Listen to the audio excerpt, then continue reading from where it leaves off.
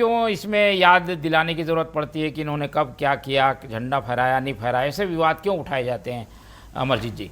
देखिए मोहन जी, सबसे पहले तो आपको ये समझना होगा कि जो तिरंगा है वो हमारा आन बान और सम्मान है और 140 करोड़ भारतीयों की पहचान है और भारत माँ के माथे का तिलक है ये तिरंगा।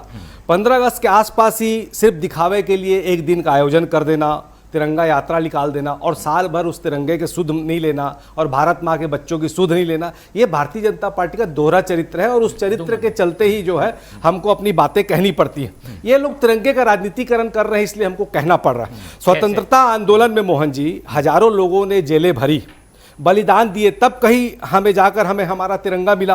भाजपा ने आज़ादी की विरासत पर राजनीति करने का जो ये काम किया है, ये इनको नहीं करना चाहिए। वो इसलिए नहीं करना चाहिए क्योंकि भारतीय जनता पार्टी का इतिहास है, कभी धर्म के नाम पर, कभी छद्म राष्ट्रवाद के नाम पर, कभी भावनाओं को भड़का कर ये राजनीति करती, क्योंकि इनकी खुद की ना कोई विरासत है, ना कोई इनका इतिहास है, ना कोई इनका अतीत है। देखो मोहन जी, सिंपल सी बात है, 1 मिनट में और अपनी बात समाप्त करूंगा।